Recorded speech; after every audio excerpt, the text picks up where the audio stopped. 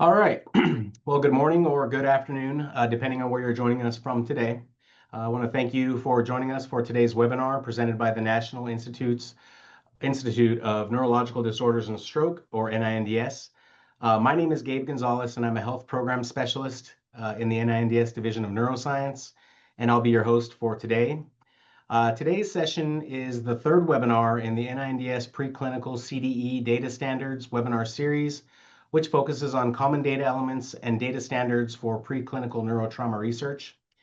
Today, we'll be focusing on how community-driven data standards and modern data platforms can support fair AI-ready preclinical neurotrauma data. Now, as a quick reminder, this monthly series is held on the third Wednesday of each month at 2 p.m. Eastern Time. Across the series, we are highlighting the development, application, and future directions of common data elements, as well as data standards across preclinical research, with a special emphasis on neurotrauma. If you or someone you know are working on preclinical CDE data standards or related infrastructure and might be interested in presenting in a future session, please do feel free to reach out to us or pass this information along to colleagues who would be a good candidate for the series. We also want this to be a two-way conversation with the community. So as a reminder, NINDS has launched a public idea scale campaign to gather your ideas and feedback on preclinical CDEs and data standards. This is a space where you can suggest topics, highlight gaps or use cases, and comment on or vote on ideas from others.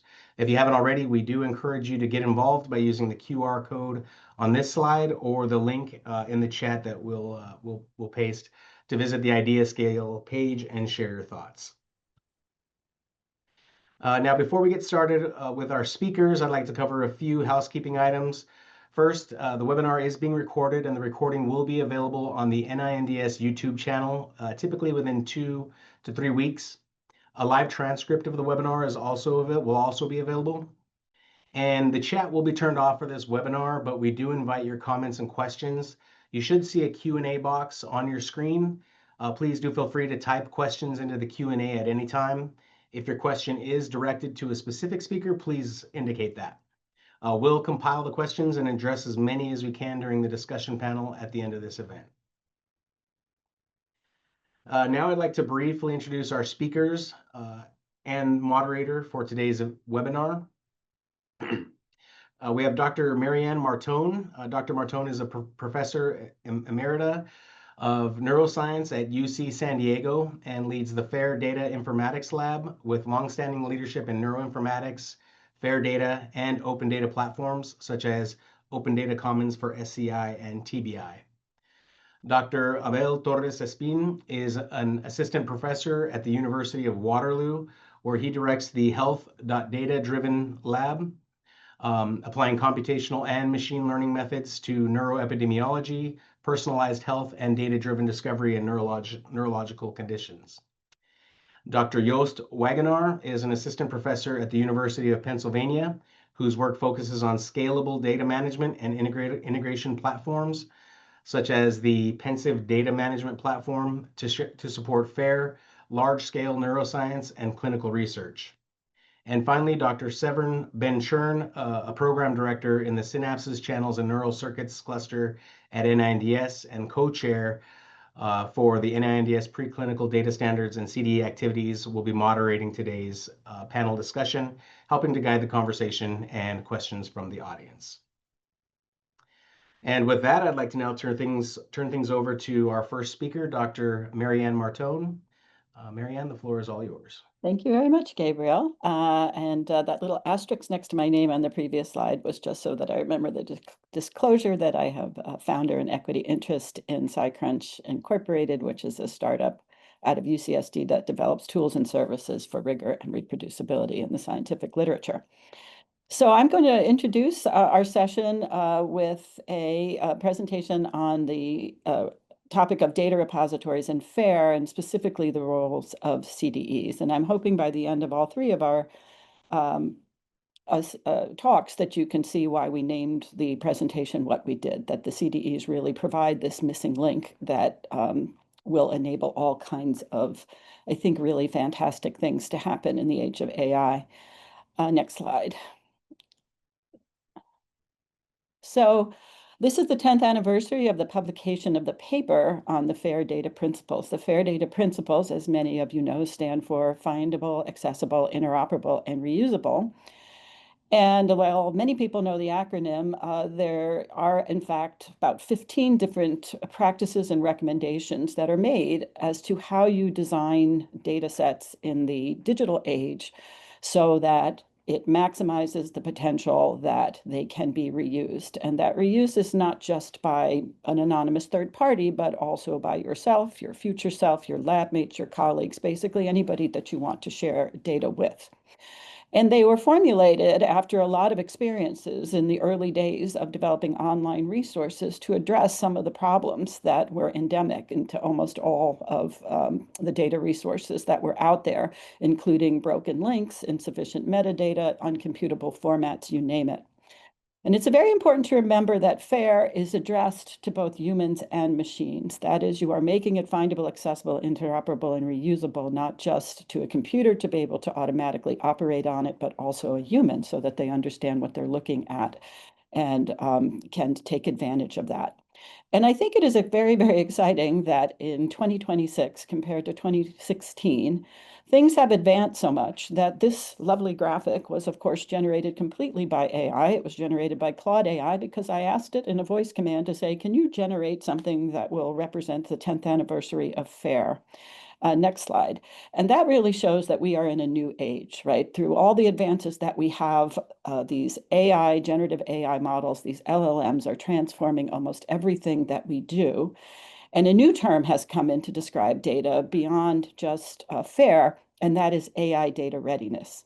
In fact, there is a big NIH project, Bridge to AI, that is looking at this systematically, and they have issued a set of recommendations in a preprint that's on bioRxiv. But you'll notice that fairness is right at the top there. So the things that we do to make our data fair go a long way towards making data AI ready. Next slide. And over the years, as I've talked about FAIR, I like to present it as what I call the FAIR partnership. If you look at the FAIR data principles in details, you see things like, well, you need to have a unique and persistent identifier. You need to have rich metadata. You need to have a plurality of relevant attributes.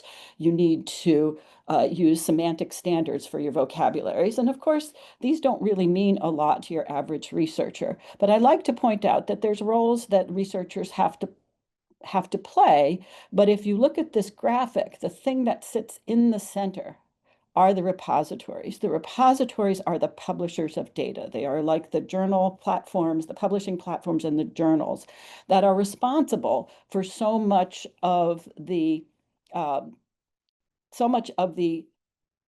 other practices that have to be implemented to make sure that journal articles, for example, are still available in many, many years. Again, that the links don't break, that there's standard metadata to describe them, that you can find them.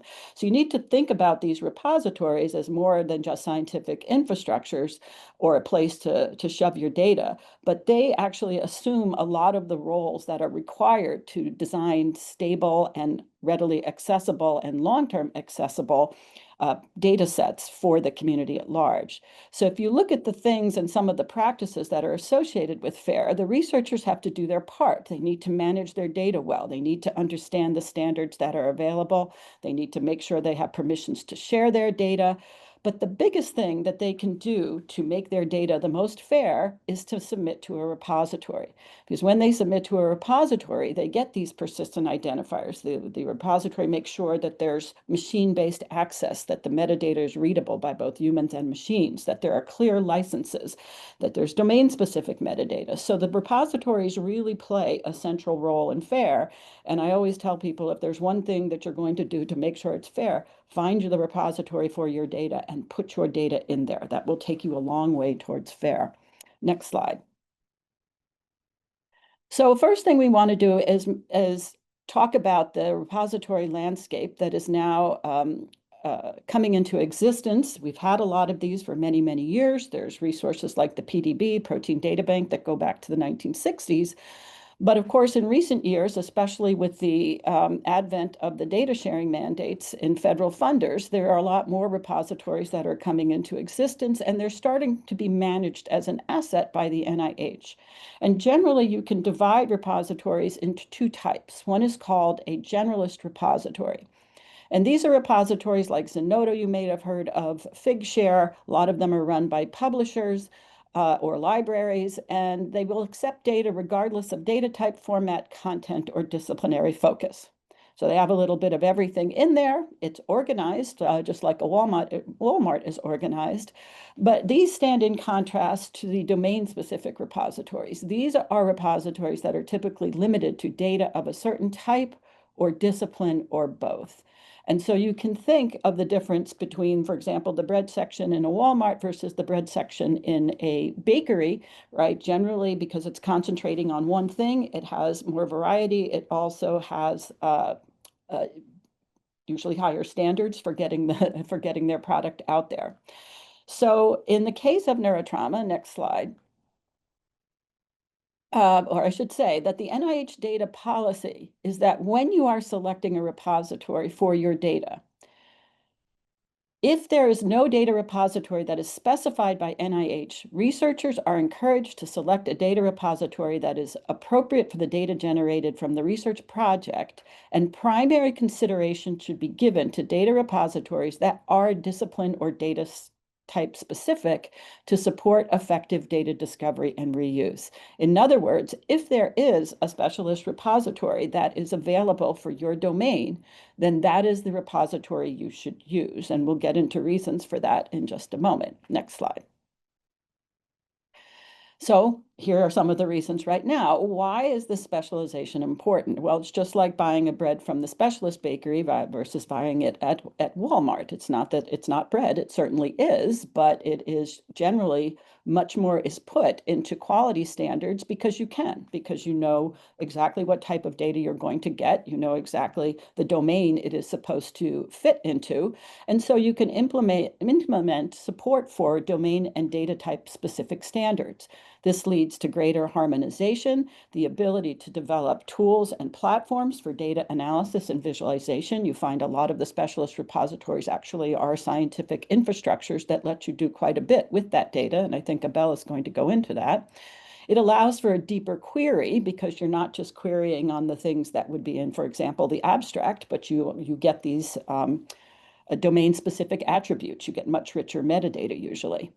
And they often employ human and automated curation tools to improve the quality and implement these standards. And at the end, then what you get is a highly curated data set that turns out to be of tremendous use, not only to third parties who want to use it, but to the researchers themselves, because now their data has been curated and organized and aligned with community standards. They also provide a very effective place for the community that it is meant to serve to have say in how a repository is governed. They have editorial boards, community boards, as you'll see in a moment, right? These are used to say, in our domain, what is it that we need to do to share data effectively? And again, if you do go into the FAIR data principles, they say a lot of things like rich metadata, and they say a plurality of relevant attributes, but they never define it. They actually leave that to the communities themselves to say, what are the community standards that you need? What is the metadata that you need in order to move your field forward? So these repositories become a hub for the community to set the standards around data sharing within their domain. Next slide. So we do have specialist repositories. Of course, I think that is not a surprise to you. For preclinical neurotrauma, we're very fortunate in the neurotrauma community that we have two platforms. As my introduction said, I am involved in running these, as is Abel. We have the Open Data Commons for spinal cord injury and the Open Data Commons for traumatic brain injury. These are for preclinical data. They also accept, under certain circumstances, de-identified human data. They are not meant to, and they do not supplant the clinical database that has been set up for traumatic brain injury, FITBR, right? So that handles the clinical data, it has access controls, it has all of the things that you need. But there was no place for the preclinical data, and now we have these two repositories that cover these two domains. Currently, it accepts tabular outcomes data, CSV files, in an analysis-ready format. So they are inherently AI-ready. And they meet the NIH desired characteristics for repositories. As I said, NIH is now coalescing and organizing and creating an ecosystem around these different repositories and have laid out a set of desired characteristics. So these are both NINDS funded and supported. And these are the repositories that you in the preclinical neurotrauma community ought to be using. Next slide. Okay, so these are just screenshots of the home pages of both. You'll notice they look that they are exactly the same. And in fact, they are run on a common platform that actually comes out of the FAIR Data Informatics Lab. But it's interesting that this design was really informed by a series of meetings with the spinal cord injury community, starting way back in about 2015 or so, well before the NIH data sharing mandate, to say, if you're going to come together to share data, which they were doing because of the reproducibility problems in their domain, how would you like to do it? What would you like to share? How would you like to share it? What sorts of features do you want in there? So these were highly informed by a set of community meetings. I think there were 3. And then it was able to be cloned to be used for the ODC TBI. So without having to then invest additional money into the platform, they share a platform so they can share tools, tech support, and all of that. And so they have, in addition to the common platform, they have that common data analysis ready format that I mentioned, but they have separate community governance and editorial policies, and they have disease-specific standards that they are free to set themselves. So it shows how you can build these types of specialist repositories on shared infrastructures and yet specialize them for particular domains. Next slide.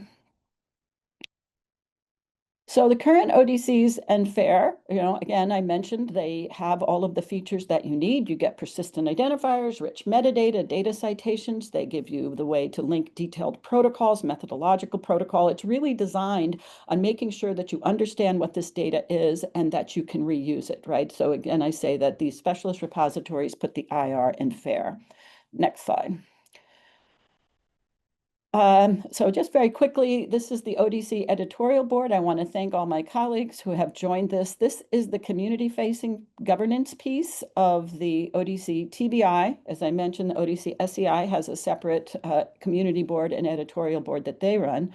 But through our interactions with Precise TBI, which is a project you'll be hearing more about, we were able to set up this governance level. And you note that we put in senior researchers, but junior faculty, postdocs, and graduate students, because we know when it comes to data preparation, the burden often falls on the postdocs and graduate students. And we wanted very much to make sure that any standards or any things we recommended for the ODC, including the CDEs that are coming out, were run through a lens of people who were actually in the field, that the people that were impacted would have a chance to say. Okay, next slide. So very quickly, as these CDEs are coming out, we're doing more work to harmonize across the data sets that we have in the ODC TBI and also ODC SCI. We are now able to look across these data sets and say, what types of models are we using, species outcome measures, because we're all aligning to the same CDEs. Next slide. As you'll hear in Yo's talk and others, the fact that we now have this data aligned and the fact that we now have AI agents means somebody like me who doesn't code can actually go in and analyze this data, letting Claude do the coding for me. So this is a graphic that shows the time points that are sampled per data set and also per the type of model that it's being studied, so you can get a good insight into the field. Next slide. So Marianne, we need to tie up quick. Yep, I am. Okay, so these are like my last slide, right? So again, you'll hear this from Abel, so I won't go too much into it, but you see that repositories both support CDEs and also rely on CDEs so that they can make their functions better. Next slide. And that is why this had the title it did, right? These CDEs sit between the researchers where they define best practices, core CDEs, the types of things that you should be acquiring, the data repository who implements these, then provides tools back to the community in order to be able to use them. And as Joost is going to tell us, AI is, of course, impacting every step of this. Thank you. And now we'll go from Abel Torres. Abel? Yep. Thank you, Marian. Okay, so I'm going to continue with talking about how domain-specific repositories enable interoperability and how are they foundations for supporting the development of data standards, specifically also for common data elements. So as Marian was pointing out, we have two domain-specific repositories that are supported by NIH and NINDS, the Odyssey TBI and Odyssey SCI. So if you go to that link website up there, and I think it's in the chat as well, you're going to be able to find those. So let's take a look a bit more in detail of how these two repositories for neurotrauma research actually can support both the incorporation of CDEs into the community and the implementation of them, but also the development of CDEs. So in terms of the role that domain-specific repositories have in the communities for lowering the barriers for best practices in terms of data management and data sharing, there are three buckets of activities that the Odysseys have been doing and providing for the community. First, we have service. We have hired data specialists, individuals that can help the different labs and different researchers in transition to doing a better research data management and sharing in their own labs. And this is fundamental for being able to provide a ground up from data collection to data sharing. We do have a lot of help time, offers office hours and data wrangling and curation professional teams that can help researchers to comply with the needs of data standards that these repositories have for the reasons that Marian was explaining. It does also provide a huge source of education for the fields, and both in TBI and SCI, by generating set of documentation, including documents that we have right now in searchable AI forms, so that the community can use this to understand how to better adapt and adopt CDEs and other set of standards. We do a lot of educational workshops, and we have even developed our own practical guidelines on how to do this. So I just put a publication there that we have for the latest guidelines. And in parallel, we develop as data repositories, we also develop tools that can help with compliance with those data standards. So we'll have a set of domain-specific tools for being able to evaluate CDEs, for instance, or the compliance with different data structures that facilitate the sharing of that data. And that includes things like developing templates for complying with data management sharing plans for NIH, for instance. So if we take a look at how then these domain-specific repositories usually operationalize and support CDEs, we can take a look at the process of submission and intake of different datasets. These, at that point, when you submit some datasets to these platforms, we can flag the missing fields in CDEs if there are recommendations for certain specific standards. We can also automatize the validation process. We have created tools in the Odysseys, for instance, to check and validate that certain CDEs are present in both the form and like the names, but also the structure and the content of those variables that map to specific CDEs. There are obviously initiatives inside, as Marian was pointing out, on being able to curate and harmonize legacy datasets that map to CDEs standards, so that we generate resources from those datasets that are AI ready and harmonizable and interoperable across the different fields. One of the important things that domain-specific repositories can do is to actually track versioning of CDE registries in terms of what are the different datasets that have been mapped to the different CDEs. And this is a very important aspect because data standards are dynamic. They change over time as they get refined. So being able to understand what version of the different standards have been used for each one of the datasets helps to also interpret and transform those standards across those datasets across different standards. And then finally, we can support much more like computer-driven or programmatic mapping of different elements and CDs through what we call application programming interfaces that allows to use tools like AI and so on to be able to access CD, tag, or map datasets for that interoperability.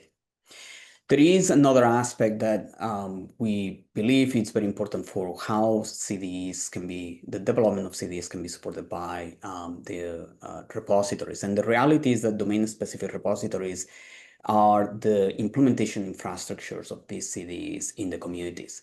So one of the things that we advocate is to having this co-design or a co-development of data standards. So on one side, you may have the individuals that develop these domain repositories, the data experts and data scientists. But on the other side, we have all of you, all the domain experts in those specific scientific domains that have a lot to say of how this development needs to happen. And this is actually how the NT Precedes has been developing the CDEs with this co-development process. Now, once these CDEs are developed in this way, in this co-design, they can be recommended by the different repositories. And we can then see how the users of those repositories and sharing data are assigned to use those CDs. So this provides a mechanism for evaluation of the implementation of CDs and standards that creates feedback through analysis, and we can continue that process until we refine those CDs. So data repositories are not just a mechanism to share data, but it's also a mechanism for the implementation and evaluation of data standards in the different communities. So one of the things that we did as an example of this in the Open Data Commons for spinal cord injury is to ask this question: does the implementation of data standards actually improve the quality of the data that is posted? And so what we did here is an analysis of a pre-post implementation of a set of recommendations that the spinal cord injury community has developed. And so what we have here in the plot right now is the number of different CDs or variables that were recommended by the spinal cord injury community and whether they were present pre-implementation of those recommendations in datasets in the ODC. So what variables are reported? And you can see in the dark blue that there is a mix of how much of frequency of these variables were reported. After the implementation of the CD recommendations in the platform, we had a dramatic increase on the reporting of those variables on the different data sets, which was the original intention of this. But this serves as a proof that in recommending these CDs actually increases the harmonizability of these data sets that are present in the repositories, in domain-specific repositories. We also look at whether those that are being reported actually follow the standards, the recommendations that were set by the CDE standards. And you can see here in the dark blue, there is a huge increase in following those recommendations when those are available to the community through the data repositories. So this is a way to create evidence that the data repositories actually are providing a service to be able to monitor and also evaluate the implementation of those CDs. So how does this look like in practice when we talk about harmonization and interoperability? If you never used CDs before, but you try to collaborate with people, you will have things like this. So something like a motor score, a variable that captures a motor score, may mean many different things across different labs, let's say 8 different labs. And so it becomes very challenging to be able to put all these data set together. But if you have CDEs enabled repositories, we can search across all the data sets that are available in those repositories that use that single CDE, that is a unified definition of that motor score. Another example of this will be TBI severity, for instance. In many data sets, we will find it that it's reported as numeric or as a categorical variable. But if we map that to a unified CDE, then we have a reconciled format that we can do search and harmonize across different data sets. Time is another one of those that is very challenging.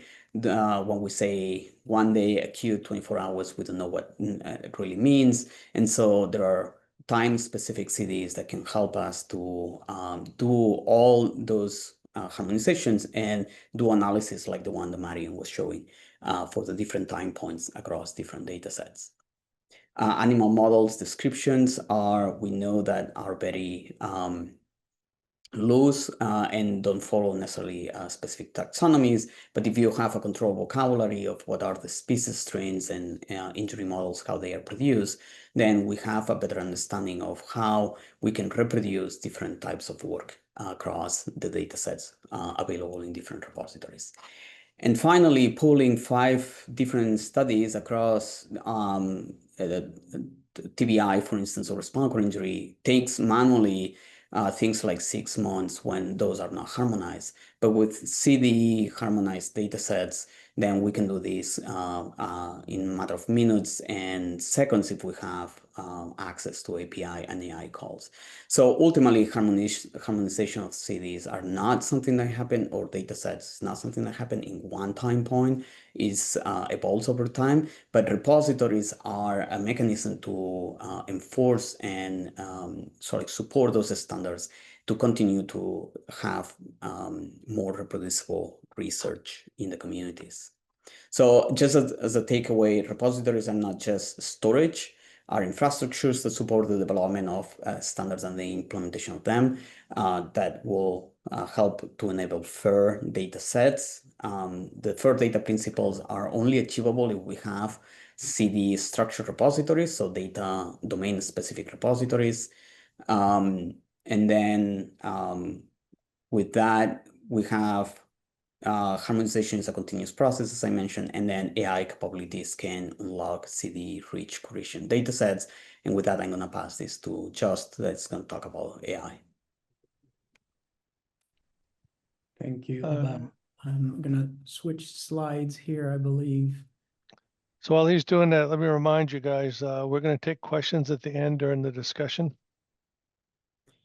Sounds good. So I was going to talk a little bit about why we believe that CDEs are so very important, and also how the AI revolution is really driving some of our optimism that we're now living in a time where we can really leverage CDEs combined with repositories to drive research. One of the things that I'm very excited about is that we really think that CDEs are should not only be implemented to standardize data. There is the underlying reason we want to do this is because we want to improve fair data sets so that we can foster reuse of existing data sets and make that easier. But we also want to be able to kind of remove friction in the individual lab for generating data sets that are high quality, submitting them for publication, and integrating them with other data sets, with the ultimate goal that we can, as a larger research team, accelerate our research and get to cures for diseases faster. We strongly believe that if we combine CDEs with novel infrastructure that's being developed as part of repositories and AI, we can get to next generation types of resources and tooling for the larger scientific community. Next slide, please.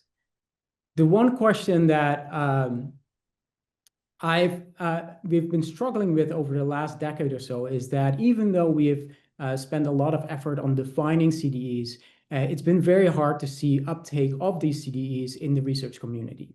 And that has a number of different reasons. First reason is that it's very hard to actually, as an individual researcher, finding out which CDEs matters for your individual studies. There are over 10,000 CDEs, and people have other things to do rather than kind of going through these lists and finding out. We're starting to see some tooling now that make it easier to find them. But even when you know that the right CDEs exist, there's no easy path to kind of implement that in the day-to-day workflow for an individual researcher. And so we need to work on kind of the tooling that map kind of the CDEs into existing workflow pipelines that people use on a day-to-day use. And finally, when we have CDEs now, they are not automatically applied to legacy datasets. And so there's a lot of value in older datasets that is very hard to access because they have not implemented or we have not layered CDEs on top of that. And so all of these things make kind of adoption of CDEs still hard at this moment. Next slide, please. But as I started out, I think that we are in a moment now where things are different. And I really truly believe that we are in a different situation now than we were 10 years ago. 10 years ago, we had the same ideas about CDEs and standardization and data sharing, but we might not have had the tools to actually make this happen. We're now at a point where we have mature CDEs available to standardize, precisely define questions and permissible answers. We have encapsulated that in a machine-readable way, so we can have AI interact with that, or we have APIs to get access to them. We also now have about a decade or more so, a lot of newer repositories that implement industry best practices to interact with data through APIs, as well as the new NIH sharing mandate that really kind of drive adoption of making data publicly available in a meaningful way. Now, over the last couple of years, AI has kind of revolutionized the way we think about research, the way we think about development of tools. And one of the things that we're seeing is that AI can actually interpret protocols. AI can interpret kind of messy data that exists in repositories and start to layer that into kind of these standardized forms. We can also use AI to kind of provide a usability layer on top of the repositories and scientific data to help facilitate better data integration and collaboration between different projects. Next slide, please.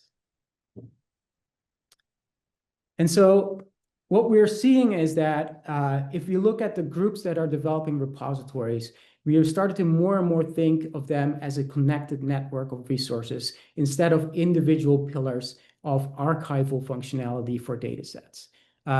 Data gets deposited according to more and more standards, and data can kind of easily move between repositories and resources that are available. And there are a number of standards that are working on that. If you look at the GA4G8s, the HEAL Consortium, the CFDE, the RAS system that we're trying to implement to have single sign-on for NIH repositories. And throughout these systems, we are trying to kind of adhere to standards and include CDEs as kind of a common way of standardizing data. And so when we have that, and when we have these connected systems, that is an ideal situation for AI to kind of sit on top of that and kind of foster interconnection. Next slide.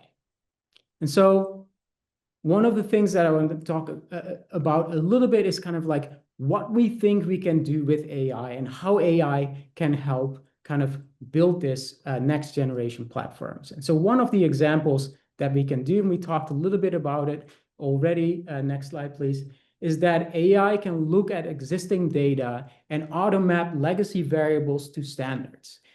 It might not get it 100% right, but it can actually get us much closer to standardized data sets and much faster than we would be able to do if we look at this manually. So an AI can kind of can point at an existing data set. It can look at kind of the data that is there, aligning it to CDEs, but also kind of figure out which CDEs might be missing, or are there kind of ways to improve it? Are there variables that you should be catching or based on other research that has previously been published. And so I think that we know that AI can do that. The next thing we need to really figure out is how repositories can provide that functionality, because the typical researcher is not a DevOps specialist or a software engineer. They want to be able to have the tools at their fingertips to do these things. And so I think the goal for repositories is to really branch out and make these tools available to the research community. Next slide. Another thing that we are starting to look at is trying to figure out how can we recommend CDEs directly to a researcher based on the protocol that they are submitting, or based on a project description. It should be possible right now to provide an AI with a protocol and have the AI return you a list of CDEs that are most likely applicable to your project, based on kind of the existing data that is out there and the CDE definitions that we have available.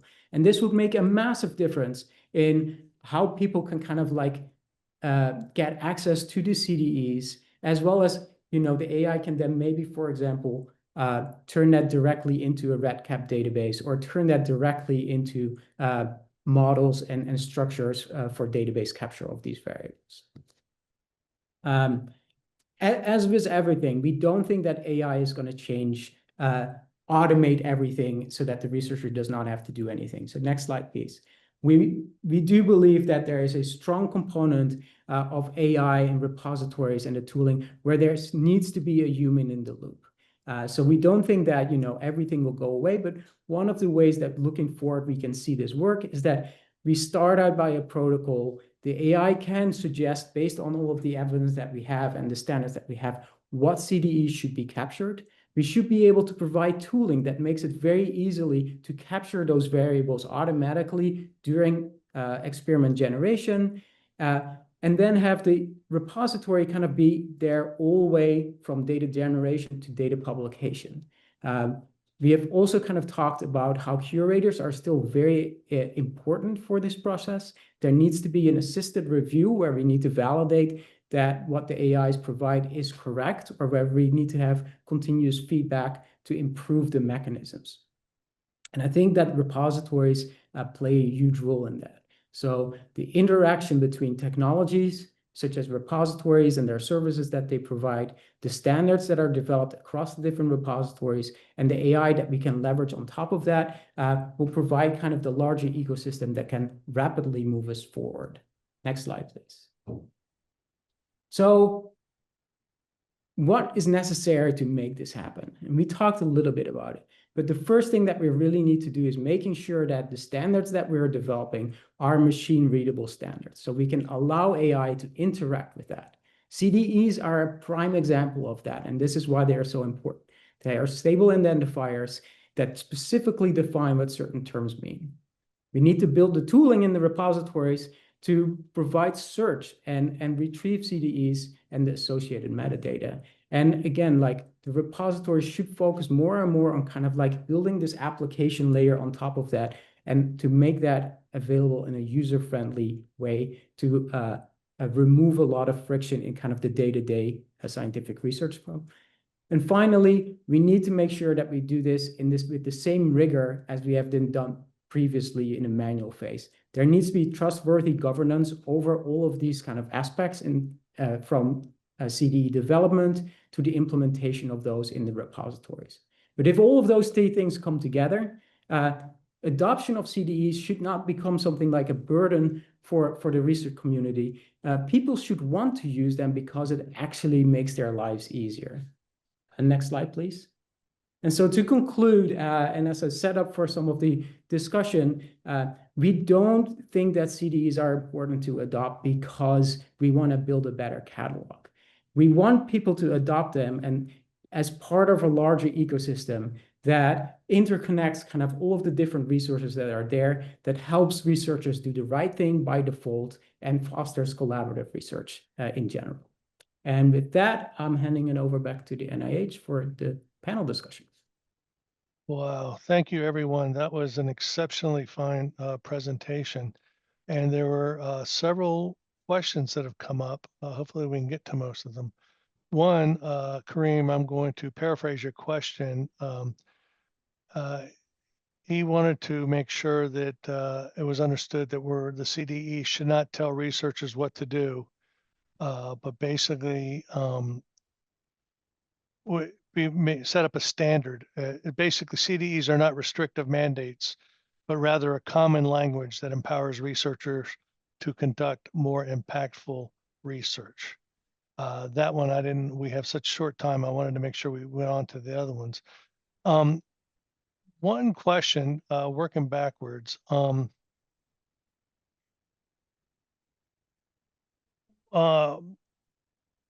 a methods and analytic standpoint, what is the one improvement in how CDEs are implemented in repositories like metadata APIs or versioning, et cetera, that would most expand all kinds of AI or statistical models that you can run on these data sets?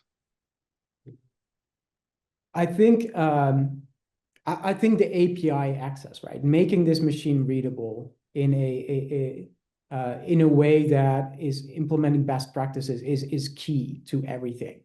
If you don't have that, if we need to resort to scraping websites to access the information, we are kind of stuck a couple years back. And so that's what I would say is the starting point.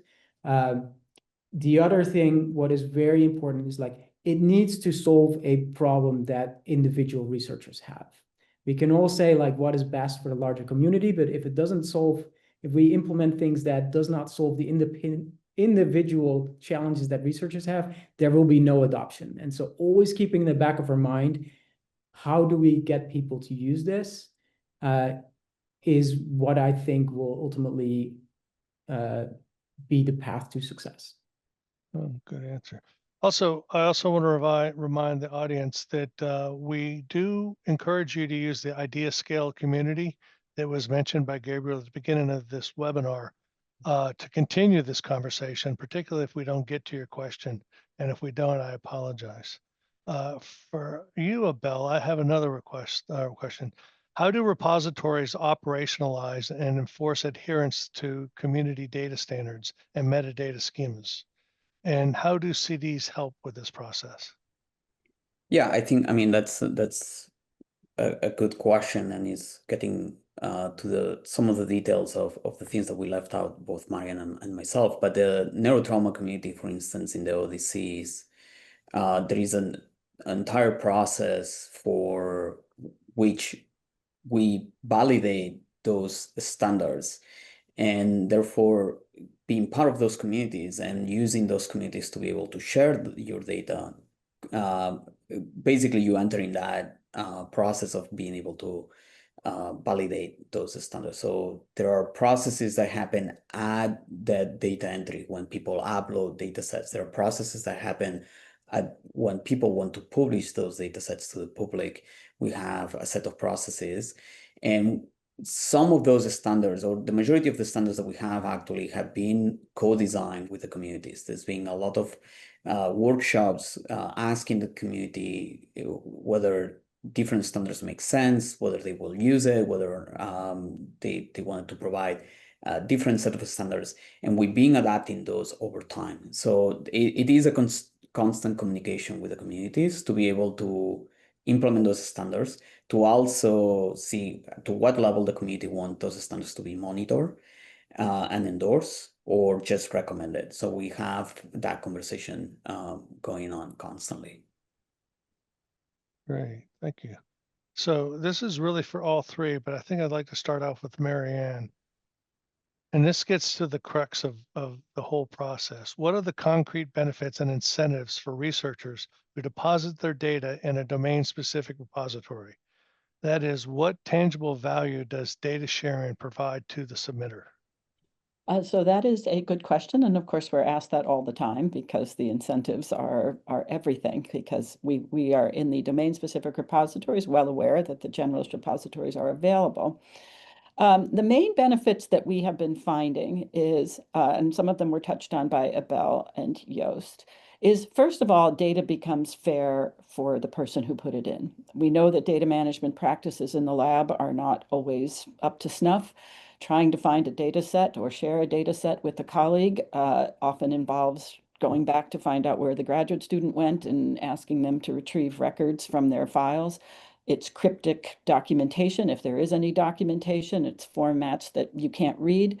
And what we have found, and I've been in the repository business since the early days of the internet, is that one of the main users often, back when we used to be able to track who it was that accessed data, was the lab that put it in, right? They now had curated, reliably findable data. And we've had these anecdotal responses across the world where others have noticed the same thing. They're like, oh, I have a new postdoc coming in the lab. I want them to be able to build on this experiment. I point them to a DOI. They go and they get it. It's all documented. Anything that you need to know is there because it's been curated. And also, when you start to build to these standards, and we see this now in the literature as people are sharing data management practices, that when you actually adhere to standards, you might think that this is a restriction on you, that now you're being told to do something that is not good, but it usually opens up new tools. And that also means that the code that a graduate student used when they wrote a tool for this particular data, they can be reused on the next data set because again, you're starting to adhere to standards. So I do believe that this emphasis on data management, which the NIH has rightly so, you need to be able to manage data in your lab, that it is these domain-specific repositories and these interactions between the curators, the tools, the standards that start to really teach researchers about why these things are valuable. We've had so many people after they've done that say, I kept hearing about these things. I thought it was a waste of time. But as I worked with you, I started to see why these things were important. And it made my life better. It made my life easier and more effective. So that would be my answer. Well, I'm glad I started with you. That was an excellent answer. And as you were speaking, all I could think of was the lab's main computer that had a power surge and blew up and lost all of the data. And it was really nice to have a little cloud storage basically for that. But Euster, Bell, do you have anything you'd like to add to that? Yeah, I think for me there is also like what it means to be part of a community that values the transparency of the work that you're doing and the rigor that brings. And so there are a lot of evidences, for instance, that show that sharing your data in a domain-specific repository that supports FAIR generates more citations and more collaboration requests than if you share your data in a generous repository. And the reason for this is because we live in a world full of data, and the value of that data, as Josh was pointing out, is not necessarily the fact that the data is available, but that the data is available and you can reuse it and you can interoperate with it. And so I think adopting standards is the way that we distinguish ourselves from a world of data accessibility and providing more value. And that creates a mechanism to get connected, to get recognized, to have higher impact of the research that you do. And so I do think that there is a lot of value for the average researcher to adopt data standards and like domain-specific data sharing. Yeah, Ben, I can add one Please. more layer on top of that maybe. One of the things that I think we're seeing more and more, especially as data is getting very larger and larger, is that a repository is no longer a place where people put files and download files from. What we're seeing with some of our projects is that the data gets so big that we need to provide specialized viewers that people can directly on the repository look at the EEGs, look at the imaging data without having to download them. And so I think specialized repositories provide this actual additional layer or application layer on top of kind of like the data that they support. And I think that is very important. And we're seeing that more and more with some of the programs, that it is no longer just a resource that is meant to make data publicly available. It's also a resource that is used by a consortium before it is published to internally share it or to analyze data and things like that. And so I think that will just continue to grow that functionality, which again, like you kind of need to have a specialized repository to provide that layer of domain expertise. So I have two excellent questions, and I hope to get to both. But one is, how do the Open Data Commons accommodate that full spectrum of output? as you were just discussing, between the specialized repositories, et cetera. For example, for imaging data sets or genomic data, et cetera, that are large data sets. How do these open data commons accommodate that? I'll And take that's that. anybody. Yeah. Okay.